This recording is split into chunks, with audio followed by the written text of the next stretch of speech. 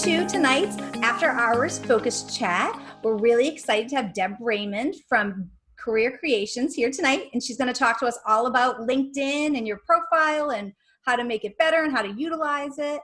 I'm Allison Guido, from the president of the South Shore Women's Business Network, and I'm also Almar Building and Remodeling. We do residential remodeling, and I want to thank Lisa Dooley from Your Organized Life for coordinating tonight and getting everything together for us.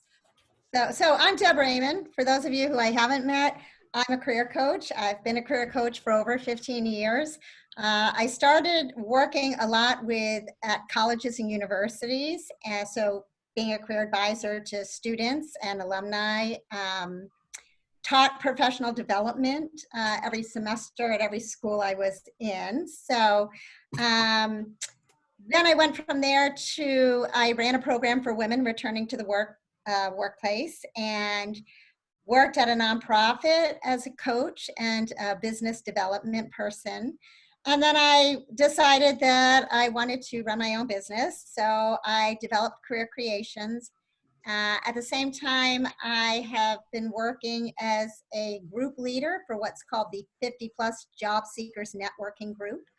And we provide workshops and networking opportunities to anyone who's 50 and older. It's a complimentary program. So I did a presentation on LinkedIn actually Monday to about 80 people from that group. So I kind of did a little run through for you guys. So hopefully I'll be able to make it smooth tonight. But and recently through a connection with Lisa Dooley, I became a career coach for the Vesta divorce group. So they're an awesome collaboration. They work in a team and they work in hubs, and it's like a full service team of professionals for if you are unfortunately, going through a divorce process. They have a financial planner, an attorney. Lisa does organizing. They hired me as a career coach. They have a parenting coach, a relationship coach. So it's really a realtor. It's very full service, and it's a great collaborative effort. And that's been my newest venture. So I just started doing that this month. So I've worked with, a variety of people and supported a variety of industries. And LinkedIn is something that's a professional platform that really, is great for networking, for keeping up with industry, for connecting with people, with companies. There's a multitude of things you can do. So what I'm gonna do, because it's easiest for me to go through some of the things that you spoke about by just bringing up my my LinkedIn page and sort of doing a live demo for you.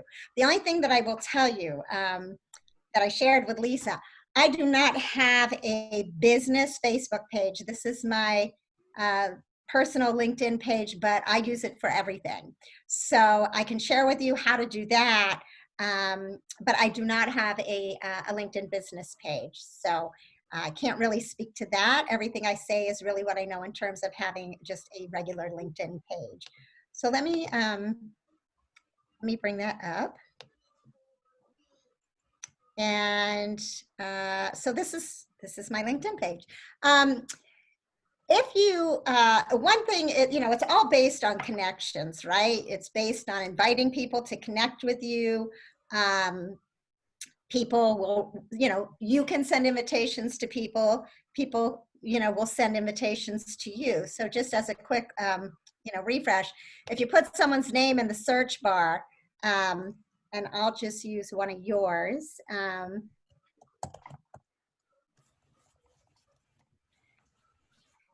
Eileen, you're going to have a lot because I just sent you a request too. Right. So you pull up the person's name, it'll say connect. And when you go to connect with someone that way, you want to add a personalized note. Otherwise, it just, the default is, I'd like to join your LinkedIn network. But it gives you an opportunity to let a person know, why you want to be connected to them. Maybe, you just met them at an event and you're like, it was so great to talk to you. I'd like to follow up with you. I thought it would be great to be connected on LinkedIn, or I was interested, I saw your presentation, anything that reminds them how they might know you and why, they may want to, connect with you. There's a couple of different philosophies on making connections with people. Some people think, my own philosophy is I don't connect with people that I've never met, because I feel like it's more important to have quality relationships on LinkedIn versus quantity relationships on LinkedIn. And my reason is, if someone reaches out to me and says, I see you're connected to Allison, can you introduce me? Well, if I've never met Allison, my introducing you isn't going to go anywhere, and they may not even accept it because they've never met me.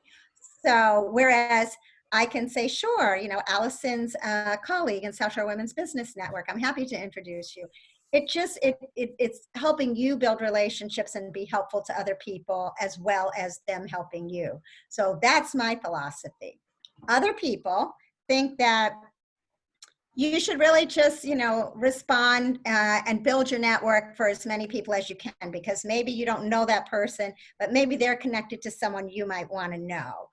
And it's also a thing where, you're building to have like your all-star profile. Once you hit that, you get more things from LinkedIn. So having an all-star profile includes having 500 or more connections. So some people feel like you should work to that. So, you can reach out to people to connect with them. LinkedIn will look at your profile, and based on an algorithm, they'll send you suggestions for people that, you may want to connect with. You'll get notifications, and then you may get emails or, LinkedIn messages from people that either you met or people you've never met, I get a lot of that, who just say, gee, I'd like to be part of your network. So some of them, like, I don't even think they're people, I think they're bots, right? So you have to be a little bit discretionary with that. But so it's really based about connections and building relationships with people.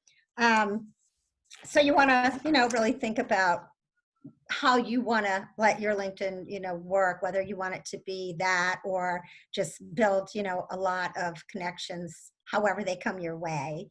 But in terms of groups, there's a couple ways that you can join groups. Joining groups is super helpful.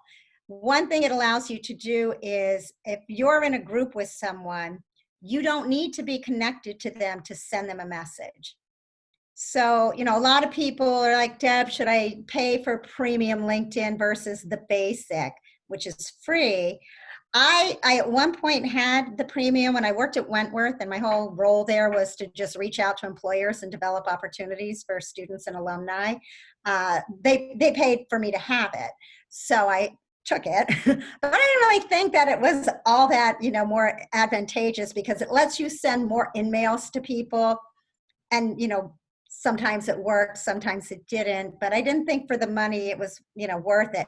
For people who are job searching, it can be super helpful. They offer free, you get to use their free courses. If you have premium, you can reach out to a number of people. You get to see more information on who's checking your profile. So, which is helpful, because sometimes, if you're seeing that certain people from different industries or companies you're interested in are looking at your profile, it's helpful information. But joining groups allows you to just have an in. It's kind of a backdoor, but, so you can just put in, and I'm just going to clear everything here. So then when you go to search, you'll see, oh, and that didn't work.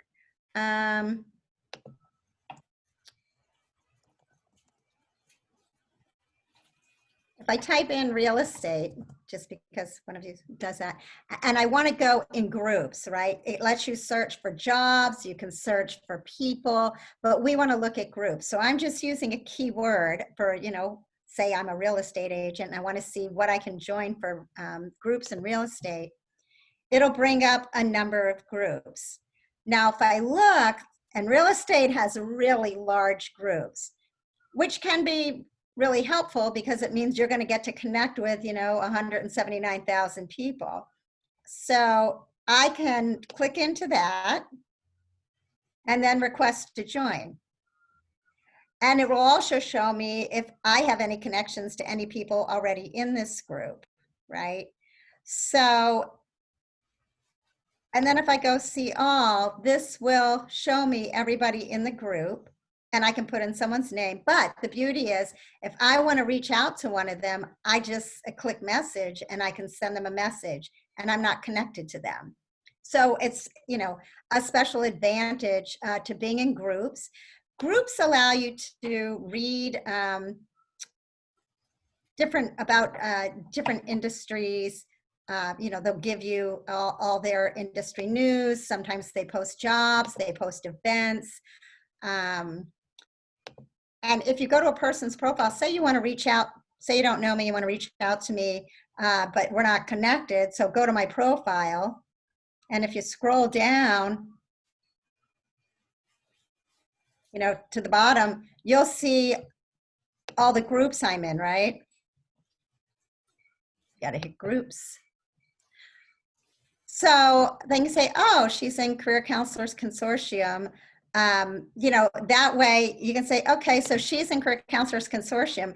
Maybe I'll join that, and then I can send a message to her.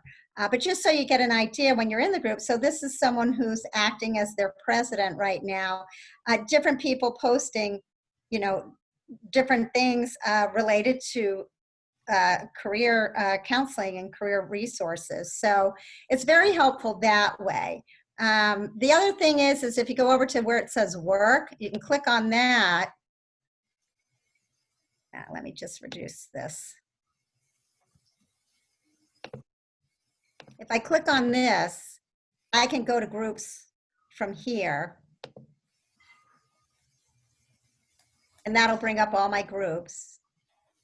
Or if I don't see one that I want, I can create my own, which is kind of a nice thing too. So it keeps you into being able to reach out to people that you want to. So that's groups. Any questions on that so far? Everybody, am I going too fast? No, I would love to know. I mean, maybe it's just an obvious, an obvious thing. So one of the things that I struggle with is balancing how much activity or engagement I'm doing in any group. So whether it's on Facebook or, I'm not really doing much on LinkedIn, but I would like to, because I think that's where more of my client base would be. Yeah. So what do you suggest for, how long should we be playing in a group, in a day, in a week, in a month, that kind of thing?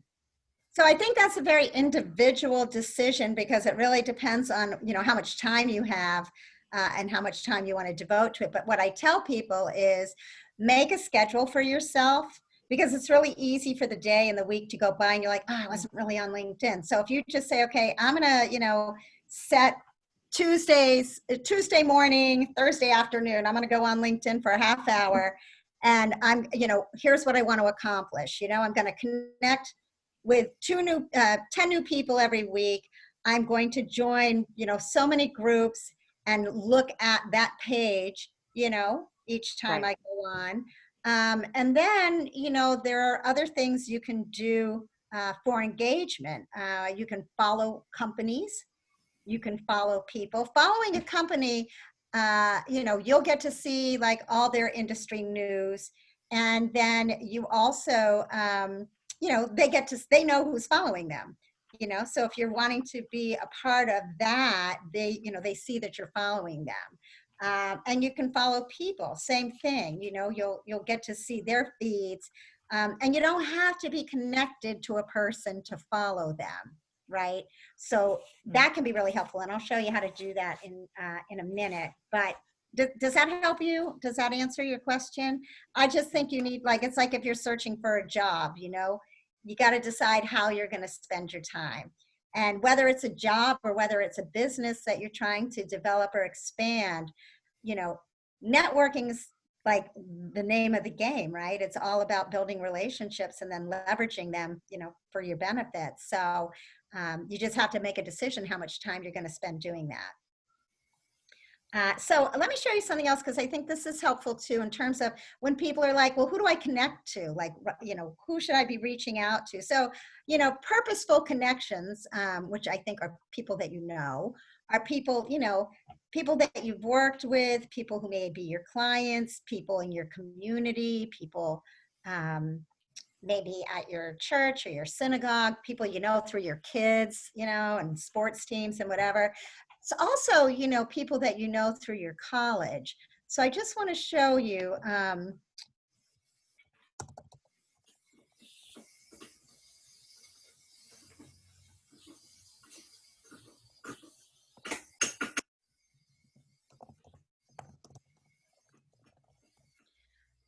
So just as an example, this isn't my alma mater, but it's an easier one to demo. I went to Northeastern.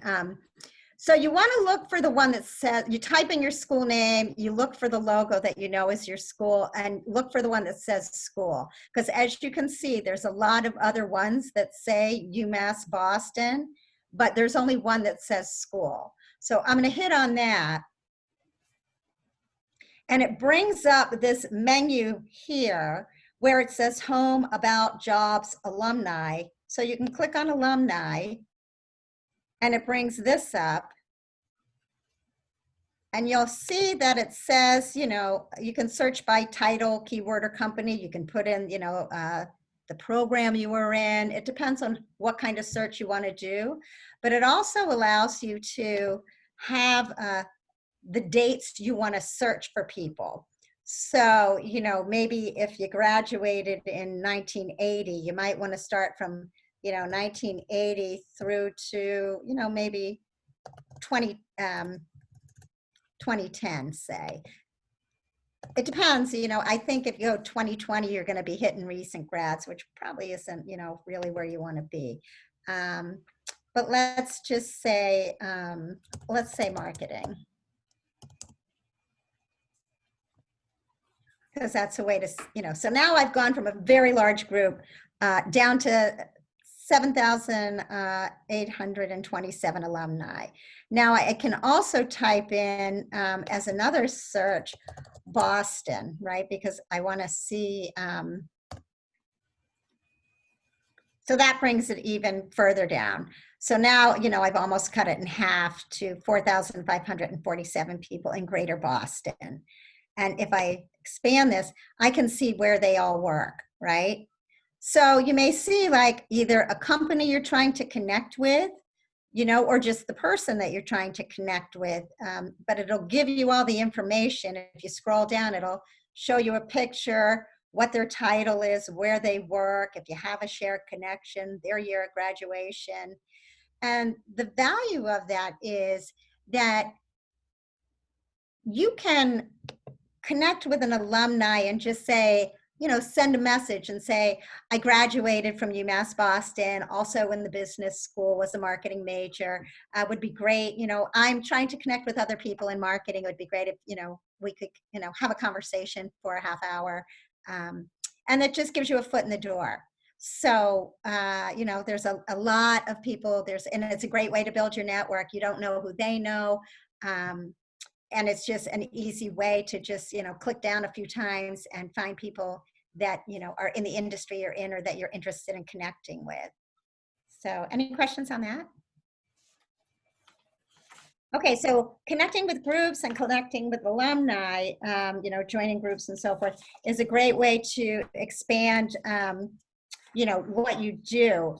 There's also, you can get endorsed for skills. You can get recommendations from people, which I think as a business person, no matter what your business is, getting recommendations from people is a very strong statement, to sell your business if they can read that other people were super happy with what you did for them, right? So there's a couple of ways you can ask people for a recommendation, and it's, it's not going against the grain to ask for a recommendation. It's part of what LinkedIn is there for. So you can either, just send an email and say, I'd like to, I'm expanding my business, or I'm growing my clients. I know we had worked together. It'd be helpful if you would be comfortable to write a recommendation for me, something like that. And then send the email. Or you can also just do it by, going through the system. So let me just, I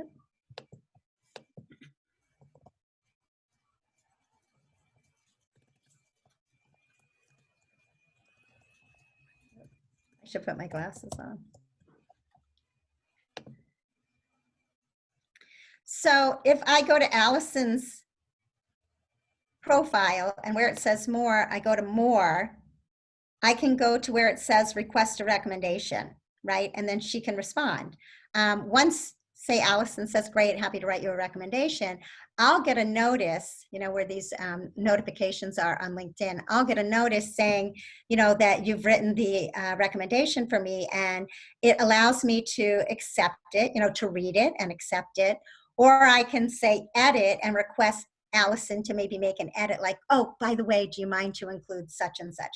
And then once you accept it, it becomes part of your profile. So, you know, and it's a good thing for people to see what other people have to say. This is skills and endorsement. You can pick your skills and people can endorse you. It's more strength than recommendations though. So, you know, here's some that, that she received, which is great. So I think that's also very helpful. So any questions on any of that? Am I going in the right direction for you guys? Is this what you were hoping to get? Yeah, this is very helpful. Thank you. Okay, I just want to make sure, checking in, you know, just to make sure I'm giving you what you wanted. Okay, so the other thing that's really big is, and let me just, so is that I can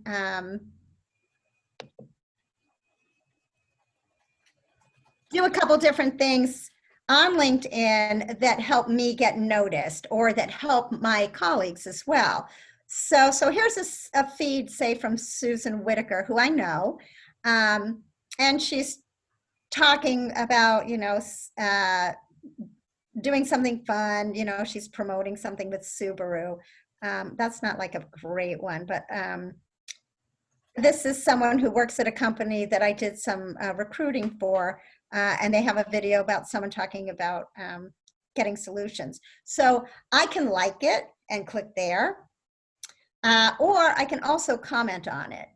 And if you comment on something, it's a little more strong, and it doesn't have to be a huge statement. I can just say, this was a really helpful video. Thank you for sharing, right?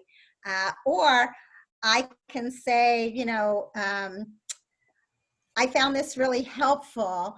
Can you give, you know, I'd love more information on your product or whatever, right? Because sometimes if you do that, or you ask a question, you know, how many people responded to your video, or, you know, how do you usually market this? Then that gets people engaged, because then other people can weigh in and comment, you know, on your comment, or just add to the conversation, because the whole idea is to engage with people on LinkedIn.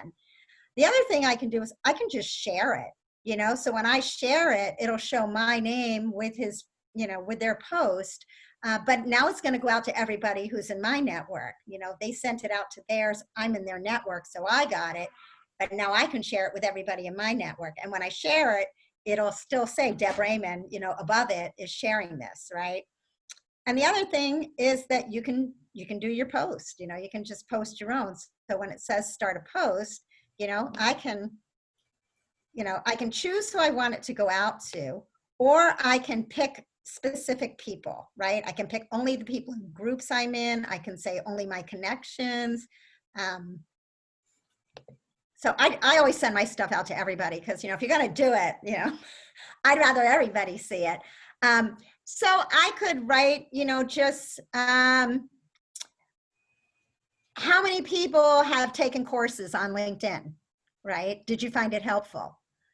And then people will weigh in. And then my name's attached to that because I started the conversation.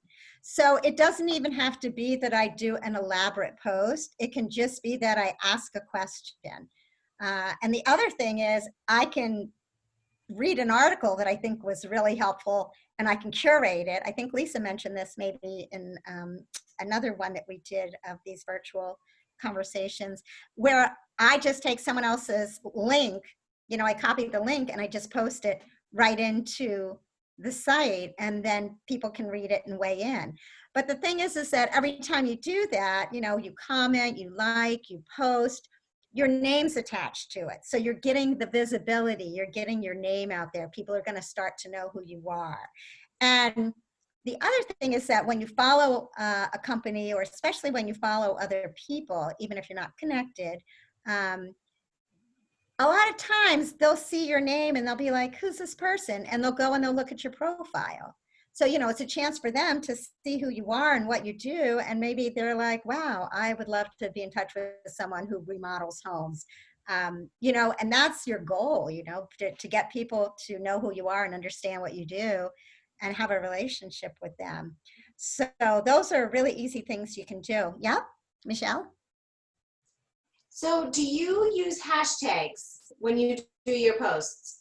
Sometimes I do when I remember to, because it's just not something I've been doing for a long time. But yes, I do. And here's the thing with hashtags. They say, you know, the optimal amount is really 3, like 3 to 4 hashtags, and then leave it. You don't need like, you know, 5 to 8. And it should be more about the post than your brand. Mm-hmm. So that people who are looking for like information will follow that hashtag, right? But it also can be just something that you know, do that also represents you. So I might add, every time I add hashtags, one of mine might be hashtag career coach, right? But I'll also do, like, I did a post for the, actually, I can bring it up. Let me see.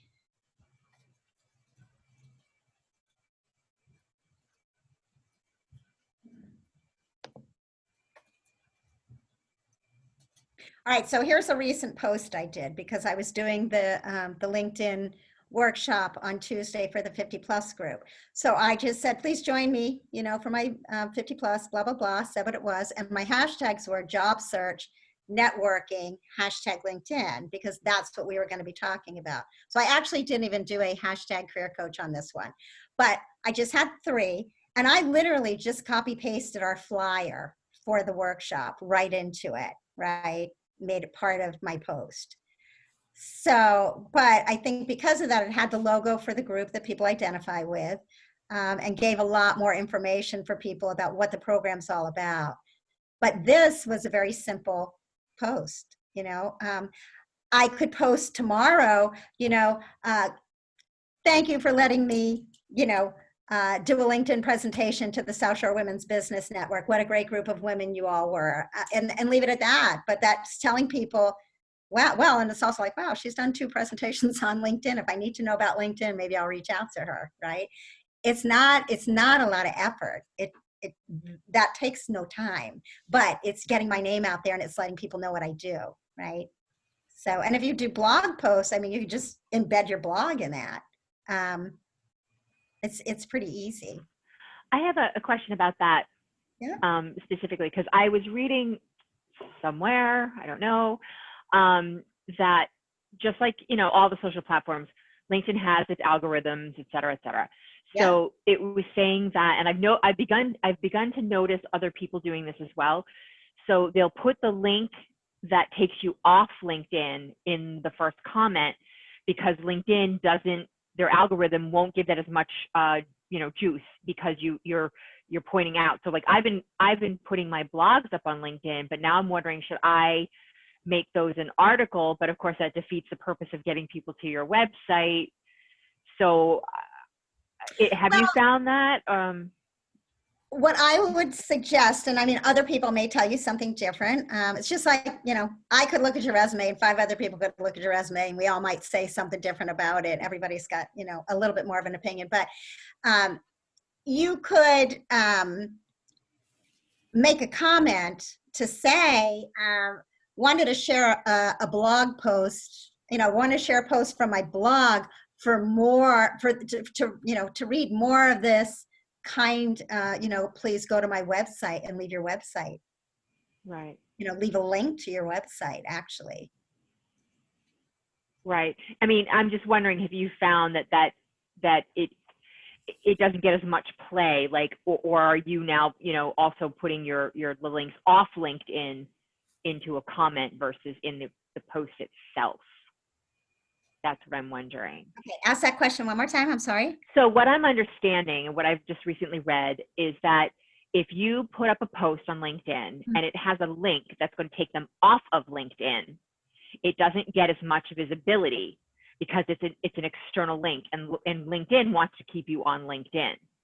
So the idea is that you begin to put, instead of in your post putting your link to your blog or wherever, in the actual post, you say, hey, link in the comments, and you put it in a comment. And I just didn't know if you've had an experience or around that. I haven't had any experience with that. I'm just thinking, as a person who's on LinkedIn, my eye goes more here than necessarily looking at people's comments. So my first recognition would be what's in the post. So I mean, I would say maybe put it there. No, I get that. I think as a user, as visitors, we absolutely, like, we want the link in the post. But the algorithms for LinkedIn are not, again, this is just what I've just recently read, is they're working in such a way that, just like the issue we have on Facebook, that your post may not be seen by as many people if you have an external link in the post. Okay. Well, because it draws you away versus something like this where the entire thing is in it. So right. Yeah. So yeah. I've begun to see, and I've tried it a few times. I haven't done it in any kind of like scientific way where I'm really doing an A/B test or anything, but I have noticed quite a number of people that I'm following are now saying link in the comment, and it's the first comment, and it's the link off of whatever they want you to go to. Oh, okay. Okay. Usually when I see that, the link is the URL for the article, say, if it's an article, but I don't know in terms of a blog. I don't blog, so I really don't know the answer to that question. Does anyone else blog here that might? Well, it's the same premise, right? It doesn't matter if it's a blog or you're going to an article or wherever. It's the external link. It's taking you off of LinkedIn. So that was my concern. And I think that's what we've run into on Facebook with, business pages and stuff. It's like you just, unless you're paying for it or somehow it's integrated into Facebook, I don't know, Facebook event or whatever, like the algorithm may just not, people just may not see your post as much. Well, so just as an example, if I wanted to like post something that was an article I read, I would say this is a great article, and I would have the link here, and it would also populate the beginning of that article. So you're already in the article. You're not really leaving from the post to go somewhere else. As you read it, it might continue into taking you right. Yeah. Right. Totally. And I mean, this is one of the things that I struggle with, as a marketer too. Yeah. That, what the user experience is and what we as people and humans want to do, we're coming up against the algorithms. We're coming up against the robotic aspect of it. Right. And I think people are trying to trick the algorithms because you can put a post and obviously whatever the link is, yes, it gives you the beginning of the feed. You can kind of see it. And as a user, like myself too, like, yeah, that's great. I want to click on it. I'll read it. But from LinkedIn or Facebook or any of them, they're like, well, they're leaving the site. So we're not going to give that as much, bump up or whatever. Right. So that's what I'm saying. Like, I think that's a struggle for business owners if you're trying to do organic posting versus paid posting. Right. Yeah. I haven't run into a problem with that yet, but I probably, again, it's not a blog, but even just sharing an article and so forth. So far, I've seen my things come up and there hasn't been a problem. But again, I don't do it habitually. right? Mine's more occasionally. When I have something, because you want to have, when you do post, you want it to be meaningful content. So, and I don't put as much time into doing that. Mine's more either announcing something, or if I see other people's posts that I, comment on and say something with, that I might add more information into my comment. Mm-hmm. So, and Deb, I wonder if a little bit a way around that is to do the hashtags. Like, I never used to understand how they worked until somebody explained them to me. So if you're afraid of not having a lot of people see them, if you do the hashtags, maybe you're popping up more than you think you are in people's areas that you might not even realize. Exactly, because you don't necessarily get the readout on that. Yeah. Unless someone, then sends you a message, or, and the other thing too is if you're nervous about, maybe that it's getting lost doing a post on the main page, go into a group and do it there, and you can reach people within the group. It's probably less monitored and so forth within a group, because you're already at, like, the audience you're really zeroing in on and trying to reach. So, I mean, there's so many things that you could do and so much time you could spend on LinkedIn. And it is super helpful platform for, for getting your name out there, for getting recognition of your efforts and connecting with people. And the more you use it, the more you'll see that. And, I think for the most part, people on LinkedIn are all wanting to, help each other by using the platform. So, and I wish I could tell you more about the difference between a LinkedIn page and a business page. Do any of you have a business page that could, share any of that? Because I don't have one. I have one, and I can't remember. I had a conversation with, for the life of me, I cannot remember who I talked about this with, but I was, I was curious about how much do I need to post on my business page or whatever. And the feedback I got was, if you're a small business, like really under 10 employees, kind of small business, that it doesn't really make sense. You don't need the business page, because you end up being redundant in your efforts. And like, for right now, I mean, I'm pretty much wearing all the hats, right? So she's like, you're the face of your business, so just do what you do on your own page. Now, if you get to a place where you have more employees and you have a little more resources, then you could have someone posting on behalf of the company. Right. And then it's the company face versus, Deb president face kind of thing. So like, that made sense to me. Yeah. It really did, because I was getting confused. I'm like, it seems redundant because I'd be posting the same exact stuff. Right. Yeah. So, I mean, so I have a page, I'm not doing anything with it because I got that feedback, and I'm like, that makes sense to me anyway. So. Yeah. And then, why go to the expense, save it for something else, get someone to market stuff for you, but I'm the same thing. I mean, I'm like a one-man band with my business. And so I just use my own LinkedIn. I don't have premium, I'm like basic level LinkedIn, my page, no business page, but it's been really a great thing for me. So I think if you start, using it a little bit more, the more time you put into it, the more you get out of it, right? So absolutely.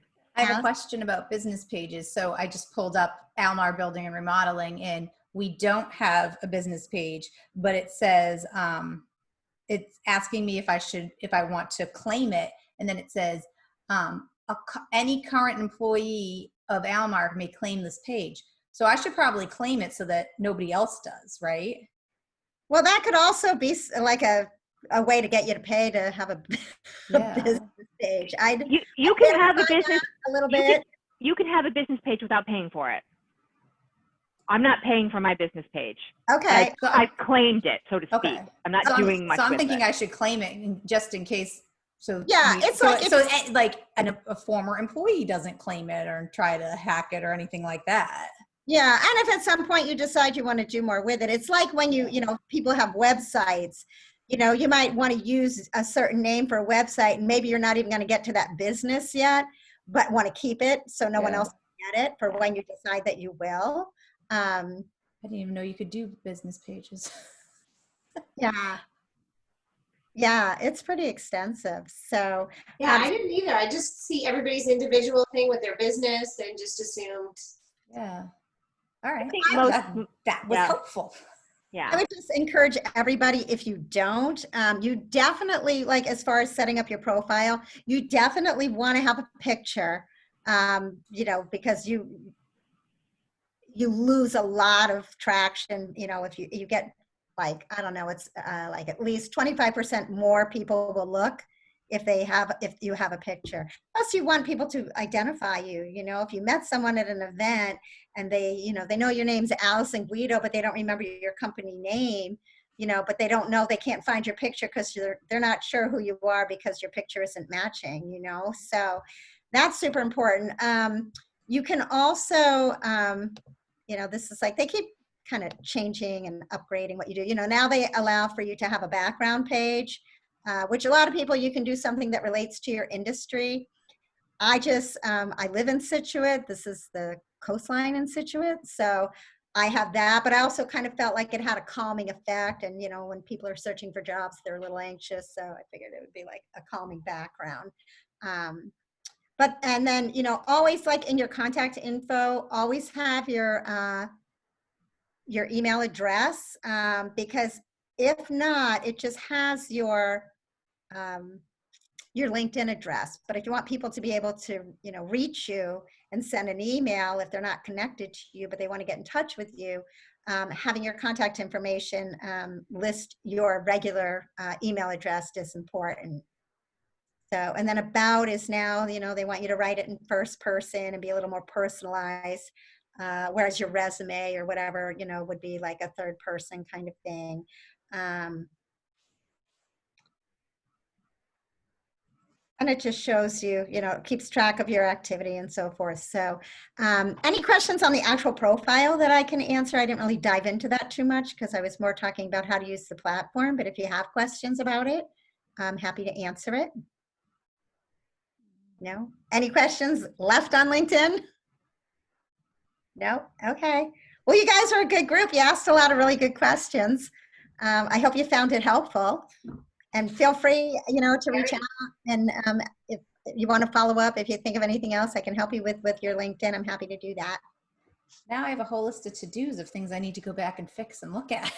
I know, I was making like my little list. I'm like, oh, like I gotta look this and about groups, and like I think about Facebook groups that I've joined or I've created, and I'm like, I never even thought about LinkedIn groups. Like I'm part of like the CFP board and all this other stuff, and I was like, oh, creating like my own like coaching and like I'm like, okay, Yeah.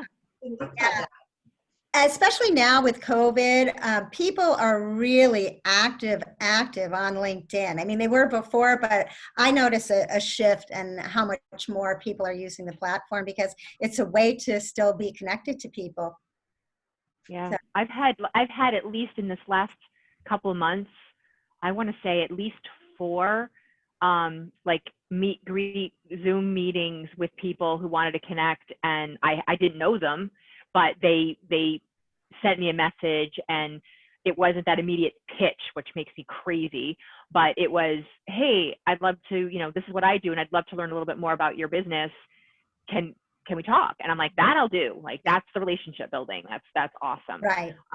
But yeah, that's definitely an uptick from where it's been. I've definitely had a lot more people, had a lot more of the cold calls and a lot more of the pitching me. And I'm like, I don't know you. Like, what the heck? Yeah.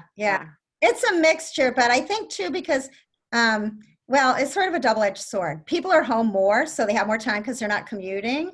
But then they're also, you know, especially, you know, for some reason, women are more overseeing all of the, you know, parts of kids being home and helping with school and doing that part. So even though you're home more and you're not commuting, you might have more time taken up with other responsibilities. So it, you know, kind of the door swings both ways on that one, I guess. But I think because of that, people are reaching out more, thinking, oh, I'll be able to reach them now because where are they going to be? You know, they're just going to be on their laptop or their, you know, their desktop. I also get a lot of people looking for jobs. Like it's Yeah. Somehow I've gotten, I'm like the popular person to hit up from graphic designers who are like in Indonesia. It's a little hilarious. I think I'm getting bots because I can't pronounce a lot of the names, and there's like, which is fine. I mean, it's an international platform, but then you look at the profile and like there's nothing there. Nothing there. Yes, exactly. You're like, I don't think so. I don't think so. Just no. Deb, what do you think the biggest problem, the biggest mistake people make with LinkedIn is? Letting it just like sit. You want to stay current on it. You want to always be using it in some capacity. I think letting, like a lot of people say, oh, I have a profile, but I've never used it, or I don't know, I didn't know what to do with it. So I would say just, especially, with people I work with, who are looking for jobs, it's like, well, once you get your job, don't just let your LinkedIn profile go stale, because it's still a way you can connect with people in your industry that can be helpful if you're doing a presentation. It can be helpful, if you're looking for sales leads and whatever. So I would say just, keep up with it. It doesn't have to be a lot of time. You can just commit like, I'm going to go on it once a week and spend, 45 minutes. But then do that once a week for 45 minutes. It'll serve you much better, and you'll start to see, things, more things, coming your way that would be helpful for you. So I think that, and then just always, keep in mind it's a professional platform. It's not a social platform. Sometimes people join and they post a lot of things that really don't belong on LinkedIn. So, be careful of that. Leave that for Facebook and separate it for LinkedIn. But other than that, I think just keeping up with it and using it. If you're going to have it, let it work for you. Awesome. Do you guys have any other questions for Deb? I don't know if it's really for Deb, but I know nothing about hashtags. I don't even know, like, how do I use a hashtag? How do I look for a hashtag? So when you go to write something, when you do any kind of post, think of what the content is talking about. And then you can either create your own hashtag and choose words that relate to, your business. Like the one I did for the workshop, I had networking, I had LinkedIn because the workshop was on LinkedIn, and it was also about networking. But if you don't know, a lot of times, because based on your profile and the algorithm is like that all ever being thing that just will feed you stuff. It will suggest hashtags to you. And then you just click on them and it just puts it right into your post. So how would I, like, if I'm looking for something that's connected to a hashtag, how do I do that? Like, do I put it in a search bar somewhere, or how do I look for a hashtag? To search to see what other information comes up because you're using that hashtag. I have not, maybe Michelle knows that because I haven't done as much with hashtags. How you search, do you know how to search for a hashtag? Yeah, so what they do is if you, and I just learned this last year because I was like, I don't understand these hashtags that people always use, but if it's a category, and I learned it through Instagram, but I guess it feeds over to the whole thing. If you're looking up, certain things all the time, like for me, like life coaching for women or organization or this kind of stuff, whatever you put your hashtag, people that look up those ideas or those categories, if you use those hashtags, you're gonna populate in their feed. Okay, I can understand. So yeah, so like to Deborah's point, like on LinkedIn, it actually populates with potential ones. Do you want to add hashtag this, and you can do those, or you could add your own. And you could start typing and it will come up with additional suggestions. And yes, you can go in the search bar, put in your hashtag, and it will just give you a feed of, like digital marketing for me in my world, right? So hashtag digital marketing, and you come up with that, or whatever it may be, and you'll see all these posts that people put up on that topic with that hashtag. Yeah, and it's been great. Like I've had so many random people start to follow me because I think of my hashtags, because they follow those categories. Exactly. And that, so it works the same. I mean, hashtags, the concept, you're right, Michelle, it works across the board. So regardless of your social platform, if you're using the hashtags, that's pretty much how it works. So if someone chooses to search on it, they'll find it. Oh, okay. So I just did that. I put in hashtag career coach, and it brought up a bunch of different people's posts. And then like, so where it says more, because I'm like, I don't see anybody's post saying hashtag, but over here it says see more. Yeah. So if you click on that and get to the bottom, it says hashtag career coach. Yeah. So you could just search it to see, and then you can see like, what are the people who use this hashtag saying, you know, is that, you know, like in line with what I want to say or what, you know, content I'm using. So yeah, so you can search that way. Thanks, Michelle. Oh, you're welcome. Well, I used to see these hashtags just on Facebook of people being like, hashtag my kid stinks. So I was like, what? I was like, what are these hashtags? And somebody told me actually that the Facebook hashtags don't mean as much because it's just more like whatever. So when I started my Instagram and then it fed over, I was like, oh my God, all of a sudden I have all these more followers. I was like, where did they come from? And it was because they were into and don't the forget now, subjects that I was Facebook hashtagging. bought Instagram. So there's a lot of cross-pollination of those two platforms beginning to happen, and hashtags are absolutely one of them. But yeah, you totally can find stuff. I mean, you know, I've got you know, stuff that I like on Instagram, and it's hilarious because I think of something that's like, oh, it's to me, but oh no, there's thousands of other people using the exact same hashtag, you know. So it's like we're not all that unique when it comes right down to it, you know.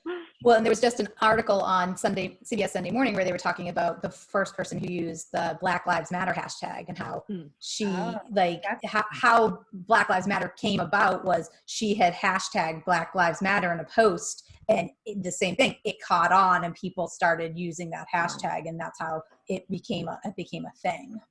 Yeah. Well, probably same thing with Me Too, right? The hashtag Me Too. Yeah, absolutely. Yeah. Absolutely. Yeah. That's exactly. It starts out organic. It is, you know? and it's connected to, you know, to content. So, you know, again, more than branding. But again, you know, if that is your mode, you know, like mine's career coaching and I do hashtag career coach, it still kind of follows with the same pattern of what's being posted and aligns with the other hashtags you would use. But they say be consistent with that. Like I'll always do hashtag career coach, you know, to try to keep my identity. But like Michelle could do hashtag, you know, relationship coach or hashtag, you know, health and wellness or I do hashtag life coach for women all the time. Oh, good. Oh, so good. People that search that, like, and it's popular, the more I think I keep doing it, the more I think I'm going to populate in their feed. Yeah. Yeah. And you capture so many more people. So. Well, you guys are a great group. I know we may be small, but we're mighty sometimes. Yes, this was super helpful because I feel like I kind of, when I left Merrill Lynch and I left my corporate job, kind of forgot a little bit about LinkedIn. And every once in a while I'll pop in there and I'm like, oh, maybe my people aren't on LinkedIn. But I'm like, no, a lot of people still are. You just have to learn how to use it. So this was really helpful. Oh, good. I'm glad. Yeah. It's, and the more you invest in it, you know, the more you'll get your returns and see that. So everybody tomorrow, take a little time and go on LinkedIn. And we should have a to-do list. Yeah, and you should connect with me because now we know each other. Yeah. Yes. So connect with Deb on LinkedIn at an upcoming event. We have a couple more events posted on the website. We have one coming up that Laura and Pam are going to do. Right now it's scheduled as an in-person event, but depending on registration, we may switch it to a Zoom event. Laura has found us a great space that we can meet in small groups, but social distance as the weather gets colder. So if that is stuff people want to do, we're going to have that ability to do it if people register. If not, then we'll switch them to Zoom and let people come that way. We're trying to Braintree, the lunch. Yes. So we're trying to still have a little bit for everybody. Now that it's cold, we can't meet on the porch, which has been great. But yeah, the space Laura has gotten is great. There's a coffee shop right there so that people can get coffee and snacks and stuff.